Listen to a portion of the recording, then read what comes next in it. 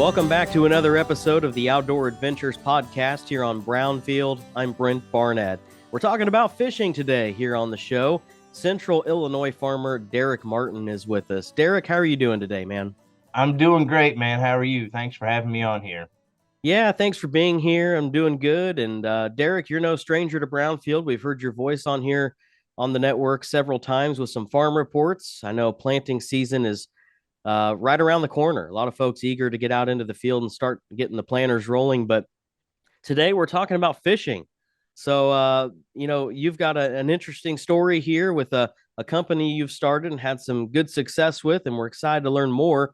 You might just tell the listeners more about your background in the outdoors as we get started. Yeah, like I said, I farm here in Central Illinois, Logan County. I farm with my brother, and my dad and mom and my wife Renee and my brother's wife Erin. But uh, we grew up in the outdoors. If we weren't farming, we were fishing or hunting. My dad's instilled that in us for years. I mean, we fished crappie, we bank poled for catfish, we hunted doves, ducks, pheasants. Dad took us to Canada walleye fishing. I mean, we've just grown up in the outdoors. Yeah, same here. I grew up in Northwest Missouri and had a hunting background, hunted with my dad and both of my grandpas. I remember going pheasant hunting with my grandpa Don and my grandpa Larry, taking me turkey hunting when I was a kid. And that's just carried over into my adult life, still doing it. And now we've got our little ones out fishing at the lake and stuff. We take them whenever we can. And so it's been a lot of fun passing that on. Are you are you going to be doing some hunting this spring at all? I didn't know if you turkey hunt. Yeah, absolutely. So here in Illinois, last weekend was the first weekend for youth turkey season, and then tomorrow and Sunday is the second weekend of youth turkey season. And my wife Renee and I have two boys, Dean and Reed, freshmen in eighth grade in high school, and we were out chasing big turkeys last weekend, and we were set up on them, but they just flew to the other side of the creek both mornings. And I don't know about you, but from around here, once they fly to one side of that creek or river, it's really hard to get them to come back across. Yeah, that's the same way here too. But I feel like the bird numbers have been up lately, kind of in the area I'm at. Had some good success last year, got a nice tom. Hoping to repeat that on some public land this year. Yeah, no, that's right. I mean, it's our turkey numbers are growing definitely every year. So we're really excited about that. And me and my youngest son, actually, this fall, we shot our first two turkeys with bow and arrows. So we were pretty excited to do that. Nice. That's awesome. That's a challenge. It's That's a hard enough getting challenge. them with a shotgun. Yes, yes, that's exactly right. Oh, that's great. Well, hey, let's learn more about your fishing company, Yep. TOPHAT Jigs. How did this all get started? Well, it's kind of crazy. We established in 2021. I started fiddling with it before that. Uh, One day, like I said, we grew up in the outdoors. We grew up fishing, and anyways, my wife Renee had this fish tank. I don't know, like a 5 gallon fish tank in our living room, and she had guppies in it. And I was sitting in the living room one night watching TV, and I was watching those fish swim around. I'm like, I don't think there's a fishing bait with a tail like a guppy, and it's got that triangle tail there. And so I started doing a bunch of research, Googling Charlie Brewer, Mr. Crappie, Strike King, going through all the different fishing baits and looking at the tail designs, and I couldn't see one. And so I went out in my tackle box and took a Charlie Brewer slider and melted it down with a lighter to like a pile of goo, and then cut this design out with a pocket knife, and found a guy that had AutoCAD. He drew it up for me, made me an aluminum mold. I taught myself how to pour plastic baits over the internet, and I knew a couple guys that guided on Lake Shelbyville here in Central Illinois. It's just a little bit south with me. I'd taken the boys fishing with him, and I'd sent him some samples that I had made. And the first day he fished with them, he called me back and said, oh my God, you got something special here. He's like, here's what's going to happen. It was Matt England from England Expeditions. He's like, here's what's going to happen. He's like, I'm going to be on your pro staff. You need to come up with 10 colors and you need to start selling these. And here we are today. We've got 27 colors in 2 inch. We've got 15 colors an inch and a half. We sell across the country. We have a pro staff, a great pro staff team, North Carolina, South Carolina, Alabama, Arkansas, Mississippi, Texas, Oklahoma, Missouri, Illinois, Arkansas, and growing every day. What a cool story. So how many years ago did this get started then, Derek? So 4 years ago. 4 years. Okay. How have you seen it grown since then? And might just walk us through how you started selling your lures, your bait, and then how you've seen it grow from there. Yeah, so I came up with 10 colors to start with. The simple ones that you when you think, at least when I think of fishing, pink, orange, white, chartreuse, and I got in my first bait store on Lake Shelbyville, Chips Marine, and I was selling them there. And then my wife's cousin knew a guy that owned a bait store in Springfield, Illinois. So he went and talked to him, and I went down there. So I was selling them in a couple bait stores. And then I was selling them on like Facebook. People would message me, hey, I'd like a pack of this or a pack of that. And so we were kind of doing that. And then it got some momentum, with Matt guiding on Lake Shelbyville. He was making posts every day. Oh, I was catching them on TOPHAT Jigs, Ghost, which is our white color. And then it just started growing. So then we picked up another bait store and then another bait store. And then Matt, who was obviously a guide, he was on pro staff for some other fishing companies. And so one of the pro staffs he was on was Power Crappie Huckabee Rods. So Ken Robertson owns that. He lives out in Oklahoma. And I asked Matt for Ken's number, and I called Ken and I said, hey, Ken, he doesn't know me from Adam. And I told him my story and I said, I need to create a pro staff. How do I need to do it? So he gave me some pointers and gave me to another guy called Robert Robertson in Eastern Oklahoma. Then he gave me Larry Knowles, who lives in Mount Vernon on Red Lake. Larry Knowles is a retired barber. He heads up our pro staff for us. And it was just things like that. The fishing industry is a very tight knit community. Everybody is out to help everybody. And it's an amazing what I call organization to be a part of. When we go to fishing shows now, we all hang out together, or if there's a new bait store, or somebody, I'm fishing somewhere and somebody says, oh man, what kind of fishing line do you like, or what kind of rod do you like? I'm like, oh well, I know this guy, this guy, this guy, you know uh they're all good. Or I'll call and say, hey, they want your rods in this bait store. And I mean, that's just where it grew, and we're in a lot of mom and pop stores. We sell online. We picked up some distributors this year. We're in the Grizzly Jig. If you've never heard of Grizzly Jig, it's in Caruthersville, Missouri. It's the largest crappie store in the United States. We're in there. It's just really cool. And actually, another cool thing is we have a patent on this. So we are officially the only crappie bait on the market with that triangle tail design. So it's just crazy.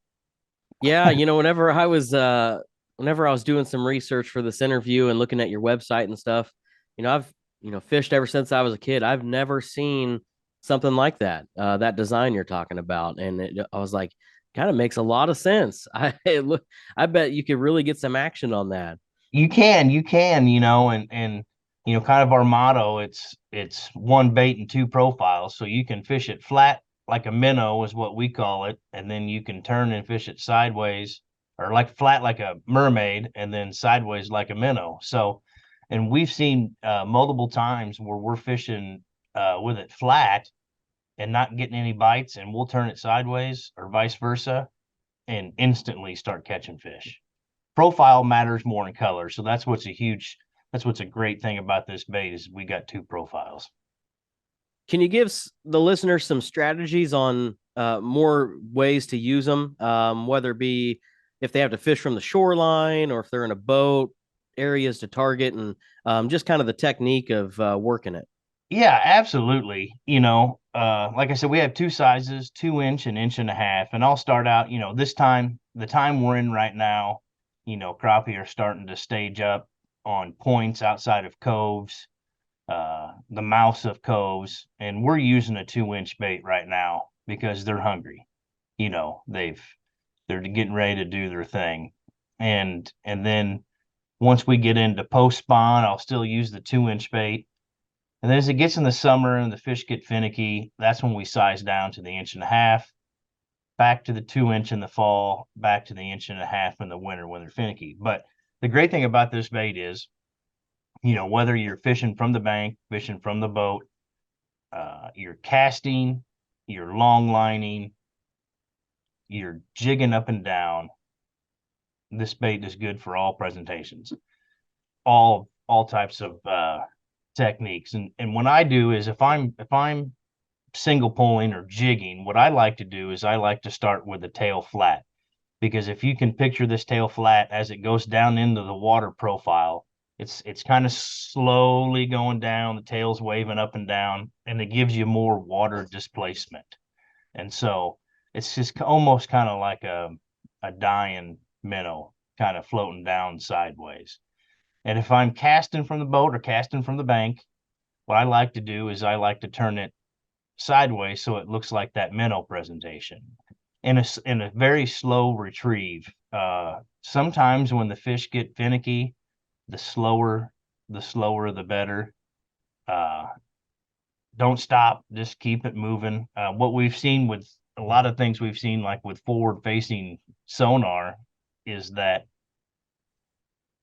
sometimes when we're jigging up and down, in certain places, you got to keep that bait just dead still.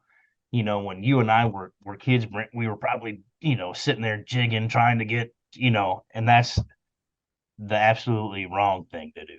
You know, how many minnows do you see? If you think about how many minnows, you think are just jumping around up and down like that, you either keep it still, or we have a lot of great success with a slow, steady retrieve. Flip it out there in a slow, steady retrieve. And what we see is sometimes they'll follow that thing all the way to the boat before they bite. But just a nice, slow retrieve works a bunch. If we can't, especially when we're jigging, if we can't catch them jigging, you drop it in there and then start reeling, and bam, like that, you can get an instant bite. And another great thing with this bait, I talk about mermaid and minnow, is you can take a pair of scissors and cut a V out of this tail and give it a little more action and give it a third profile.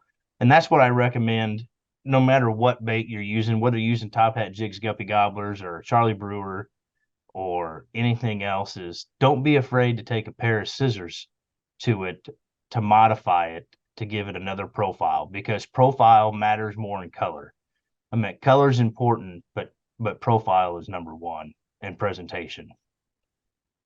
Uh, 4 pound test, is that best for this type of bait, or could you go up to a 6 or an 8?